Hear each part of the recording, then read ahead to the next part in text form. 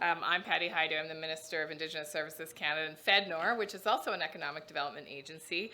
And I first of all want to start with thanking my dear friend and Elder Claudette Commanda. I met Claudette Commanda in the very first days of being appointed Minister of Status of Women. It was a whirlwind.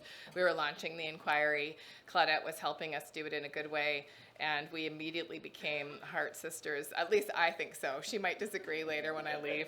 But, I was asking her about the similarity between the word Adaawe and Ottawa and saying, is there a connection? And she said, yes, Ottawa was actually a trading center for Algonquin people. And so the word Ottawa literally means a trading center. And so it really warmed my heart to see that connection to language, and thank you for sharing that story with me and for reminding us to thank our ancestors in all of the work that we do. You know, the people that came before us that always hoped that their children and their grandchildren would have better opportunities, and that's what I see in the creation of this center, is truly the fostering of opportunity for people that know they have something to give, know that they have something to build, but need that extra hand to be able to do that.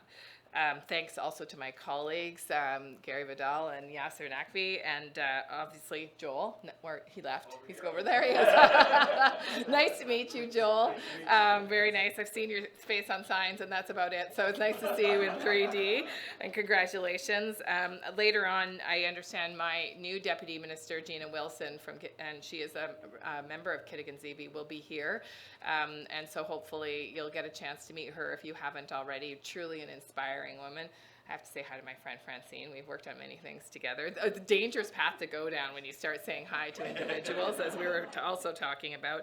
I do also know there's representatives from BDC and EDC here, so I want to thank both organizations for really working to pivot to include Indigenous economic development and Indigenous business.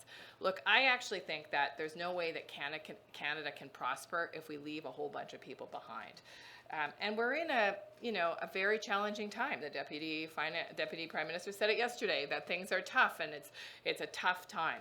And it's the only way through this time is to make sure that every single person reaches their full potential, including in the space of economic development. There's a saying that I've been hearing going around, and basically it says that all of us do better when all of us do better. And it's a real underpinning of why I'm a federal politician. I didn't get into politics because I was actually from the economic development sector. I was from the people place, the heart place, helping people suffer less in our communities, affordable housing, compassionate drug policy. But as I grew as a politician, I realized that economic development was one of the strongest ways to do that. When you can transform a person's ability to make a living, whether it's through being an entrepreneur or being an employee, a well-paid employee, a strong employee that's contributing to the success of a business, that's when people really start to thrive, and that's when communities really start to thrive. And you probably see that in the work that you do across the country. I love the theme, Let's Trade. It's so important to think about that as a historical practice, but also an ongoing practice and knowledge that Indigenous people have always had, that trade was essential to the way that Indigenous people lived in Canada and around the world. And so in recognition of that, in June, our government marked the endorsement of the Indigenous Peoples Economic and Trade Cooperation Agreement, long name, IPETCA. This is with Australia, New Zealand, and Chinese Taipei. And so last summer I had the most amazing journey with 4 inspirational women that went with me to New Zealand as we signed a collaboration agreement on behalf of the Government of Canada that formalized Canada and Aotearoa's, New Zealand's, shared commitment to promote and advance the priorities of Indigenous peoples. Dawn Madabi-Leach was with me. Some of you will know her. She's incredible, such an inspiration as a leader, but there were other incredible women as well. It was, for me, not just a typical trade mission, if you will. It was truly transformational, I think, for all of us. And I am so inspired by the leadership and no offense to the guys, but the strong women that are, leading in many ways across this country, Indigenous women that are leading in many ways and transforming communities and lives. I also attended the launch of the National Indigenous Economic Strategy.